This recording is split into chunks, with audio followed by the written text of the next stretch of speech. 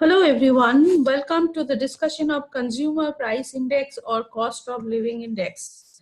This is a very important area which we all should be aware of, just to have an idea how the government is deciding the dearness allowance and all the other pricing policies. So this is a part of Unit 5, which is all about index number. Consumer Price Index, also known as Cost of Living Index number, and Consumer Price Index number represents the average change in price over a time paid by the ultimate customer for a specified set of goods and services. So it is basically calculated on the retail price of the commodities. As you see in the left hand side pictures, any household or any family, they are having expenditure in different segments like apparel, housing, food and beverage, medical care, recreation, education, communications or transportation. All these things, there is some, most of the time, if you see with the change in period of time, the prices are changing. So whatever whether it is necessity basic commodities like the grocery items, or whether it is housing, whether it is apparel.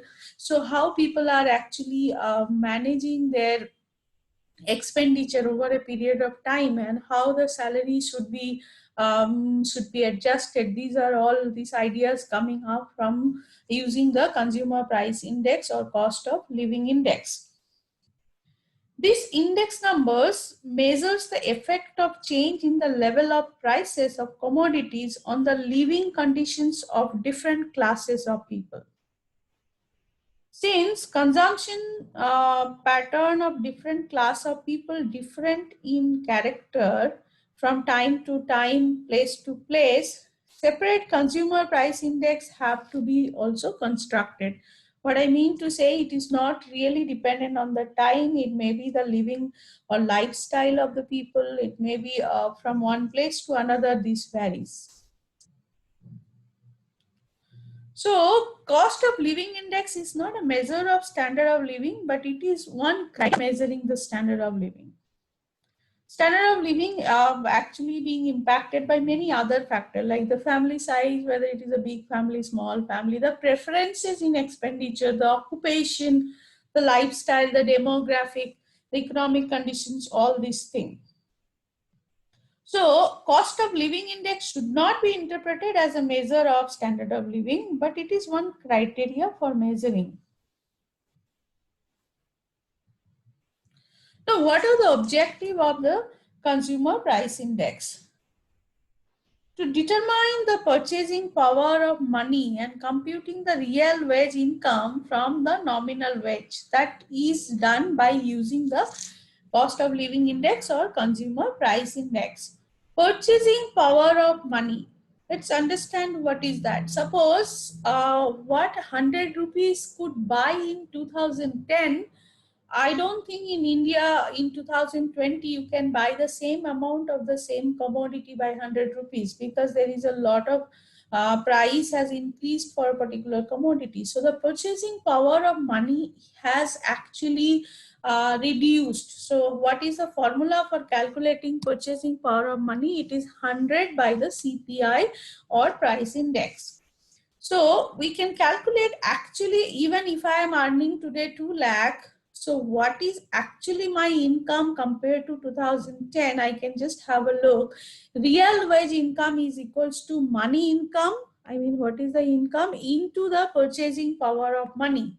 That means money income, I mean whatever I am earning, into 100 divided by the price index. So it will come money wages divided by price index into 100. So that is the real income, which we will discuss with an example so that we get a better understanding of that. What is the other purpose of using the CPI? CPI or consumer price index are usually used by the government for the formation of various policies like economic policies, wage policy, general economic policies like inflation, bank rate, etc. The cost of living index is used even the fixation and readjustment of the wages. As I was telling you, how do we decide the dearness allowance for a particular employee so that he can maintain the same standard of living by the salary whatever he is earning. To grant the bonus and other allowances, that will also being calculated by using this CPI. So what are the methods for constructing the CPI? There are two methods. One is called aggregate expenditure method and the other method is family budget method. Now to remind you, aggregate expenditure method I have already discussed in a different way. That time it was called as weighted aggregative price index. Weighted aggregative price index is like simple aggregate. Aggregate means add. So when you are adding like all the P1 of all the commodities, now here the quantity is also coming into picture.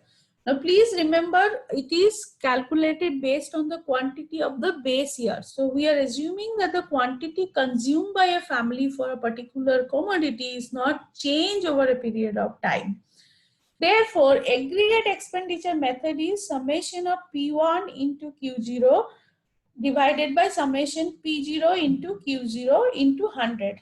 If you recall, it is the same thing what I have discussed earlier, weighted aggregative price index. What I mean to say is for each commodity, the price and quantity should be multiplied, price of the current year with the base year quantity. For all the items, if you just multiply and then add, you will get summation P1 Q0. Similar way, for all the items multiplied by the base year price, you will get and then add summation P0 Q0, divide these two into 100, it gives you a aggregate expenditure method. There is another method called family budget method. Now, if you recall, that is also one we have discussed earlier, which is actually weighted average of price relative method. Here the word average is very useful, which will give you a clue which formula to use. Weighted average of price relative. That means price relative is what? Which is P or I, which is for each item, how is the change in price? So for rice, base year, current year price is P1, base year price is P0 per unit quantity. So P1 by P0 into 100. Similarly for wheat, we can find, similarly for recreation, we can find like that. If we get for individual item wise all the price relative, we used to do that way. Now here we have to even multiply the quantity, which is we are talking about relative quantity, which is nothing but the weight. So P into the V or weight. Weight or V is the value which is either given in the question or it is calculated based on the total amount or consumed. So the relative amount. So summation PV by summation of V, V is the value, or summation IW, you know I and P are the same. So IW divided by summation W, that is called a family budget method. Let's just see how to calculate with an example. So the question is, construct the consumer price index for the year 2010 on the basis of 2008. Okay. And we have to use both the method, aggregate expenditure method and family budget method. Then we'll do the second part of the question. Let's not bother about that. The first part of the question, there are 6 commodity A, B, C, D, E, F. The quantity consumed by the family, which is nothing but your Q0 or small Q0 you can write, is given. The price per unit in 2008, it is given, which is your P0, the price in 2010, which is your P1. I have to use the method of aggregate expenditure method and I have to use family budget method. Aggregate expenditure method means summation P1 Q0 by summation P0 Q0 into 100. Let's see. So I've written the same question. You can see Q0, Q0, that this is price, this will be P1. That's a P0. P0, P1 given, Q0 is given. So let's just calculate P1 Q0 and P0 Q0. As you know, we need for Aggregate expenditure method, P1Q0 and P0Q0. So let's calculate it. P0Q0 12 into 50, which is 600, 8 into 43, 20. Similar way, you can make a column and calculate it. The sum of them as coming as summation P0Q0 to 330 and summation P1Q0 is coming as summation P1Q0. So 60 into 12, 720, 45 into 8, 360, like that. Summation is coming as 2810. So the formula of consumer price index, we will calculate. I'll just show you here. Summation P1Q0 by P0Q0 into 100. So 2810 by 2330 into 100. So we are getting 120.60. That means whatever you could have bought by 100 rupees in 2008, for 2010 you have to spend 120.60 rupees. Let's talk about the other method, which is family budget method. If you remember correctly, we have to first calculate the price relative, which is denoted by I or P. What do you mean by P or I?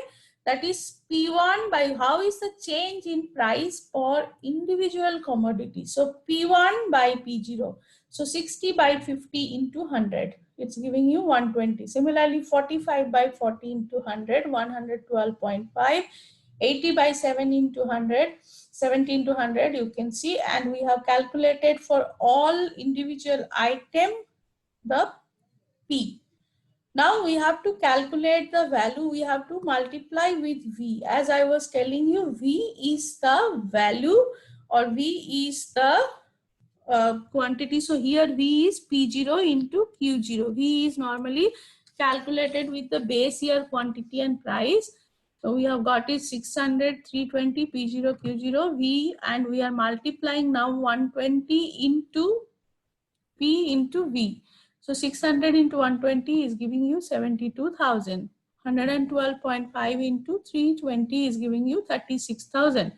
That way we have calculated all the V. Once again repeating, V is P0 into Q0. I have got the total value of summation PV is 281,000.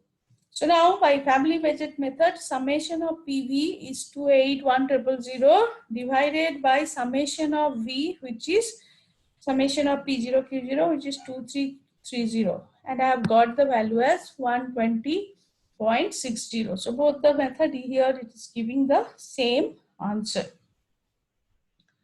Now we will do the second part of the question, which is Mr. X was getting a salary of 24,000 in the base year, I mean in 2008. And now in 2010, he is getting actually 26,000. State how much he has to receive as BA to maintain the former standard of living. So what should be his increment in the salary so that he can maintain same standard of living? Now, as I already told you, CPI is 120.60, we have calculated, right? Now, base year, he was able to buy an item 100 rupees. Now, he needs to spend 120.60, which just now I have discussed. To spend the amount of 24,000, now he has to spend 120.60 by 100, which is just now I told purchasing power of money. So purchasing power of money is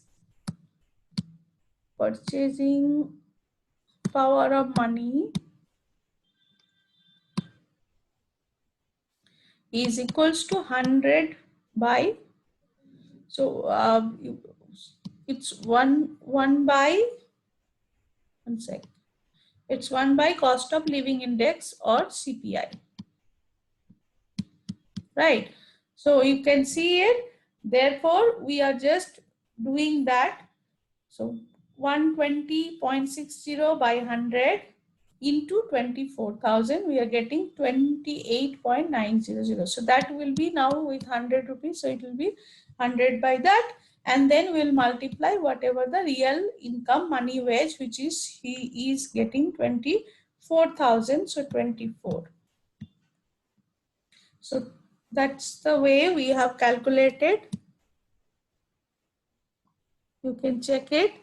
Therefore, 120.60 divide by 100 into 24,000, so it is giving 28,944, but he is getting the salary actually 26,000, so he should get another 2,944, which is should be government should give as a DA. Okay, so the first part, if you see the question here, how much he should receive as a DA, he should receive 2,944. And what is the meaning of purchasing power of money? It is 100 divided by the price index. If you are looking for in terms of 100 rupees, if you are looking for 1 rupee, it is 1 by price index. So 100 divided by 120.60 is 0.829. That's the purchasing power of money. Since this is given in terms of 100, we have to multiply, we have to take in terms of 100. So 100 by price index is equals to 0.829. So that's the purchasing power of money. I hope that is clearing your method, both the method how to calculate cost of living index or how to calculate the CPI. I have already discussed what are their different applications. In my next slide, I will be discussing more about the efficiency index, how it is satisfying the conditions for the ideal index requirement. So that's all. Thank you.